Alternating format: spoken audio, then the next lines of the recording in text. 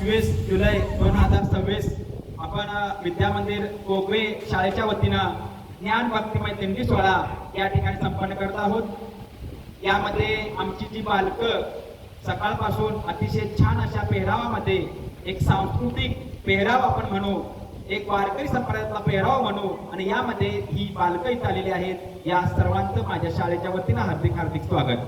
त्याच पद्धतीनं ज्यांनी अतिशय जास्त असे उन्हाळा पावसाला बघितल्यात अशी माणसं, खूप जास्त वय आहे अशी माणसं या ठिकाणी आहेत, आजी आहेत, आजोबा आहेत, पालक वृंद आहेत, माता वृंद आहेत, यांचंही माझ्या कोगवे शाळेच्या वतीनं हार्दिक हार्दिक स्वागत।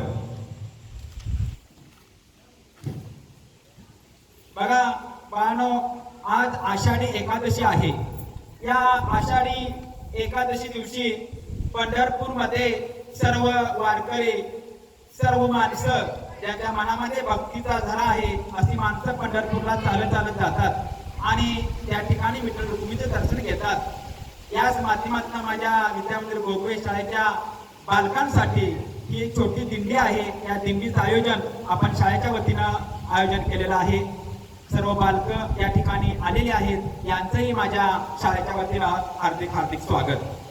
खरं म्हटलं तर आजचा दिवस काय आहे, काय खास आहे याची माहिती आपल्याला असणं गरजेचं आहे। काही पौराणिक कथा आहेत, त्या कथाही आपल्याला माहिती असणं गरजेचं आहे। पूर्वीच्या काळी मूर नावाचा राक्षस होता आणि त्या राक्षसानं देवावर आक्रमण केलं।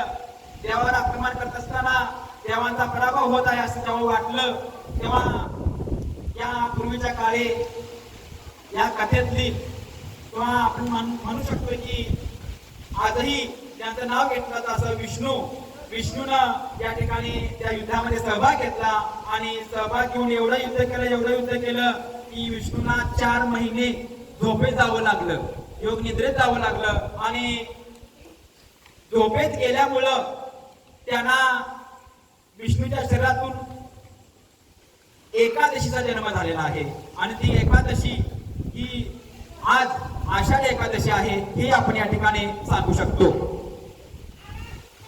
त्याच पद्धतीनं या एकादशीनं काय केलं, या मूर नावाच्या राक्षसाचा पराभव केला। एक एकादशी एका मूर नावाच्या राक्षसाचा पराभव करते।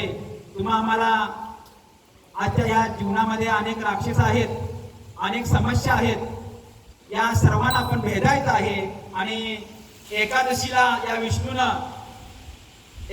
विष्णूनं वरदान दिलं की या दिवशी जो उपवास करेल त्याच्या मनातल्या सर्व चांगल्या इच्छा पूर्ण होतील, वाईट नाही, चांगल्या इच्छा पूर्ण होतील असा आशीर्वाद त्या काळामध्ये दिलेला आहे। आणि म्हणून आजच्या दिवशी आपल्याला सांगता येईल की पंढरपूरमध्ये आपण जातो, कुठली जात नाही, कुठला धर्म नाही, बोलाचाच भात आणि बोलाचीच कडी, कुठल्याही प्रकारचं पाणी नेलं जात नाही, मोकळी जातात आणि मोकळी येतात, मनानं समृद्ध होऊन येतात। हा जो सांस्कृतिक वारसा आहे जपण्यासाठी आपण या विद्यामंदिर कोगवे शाळेच्या वतीनं आपण ज्ञान भक्तिमय दिंडी सोहळा आयोजित केलेला आहे। माझी विनंती आहे की हा एक वेगळ्या प्रकारचा दिंडी सोहळा असणार आहे।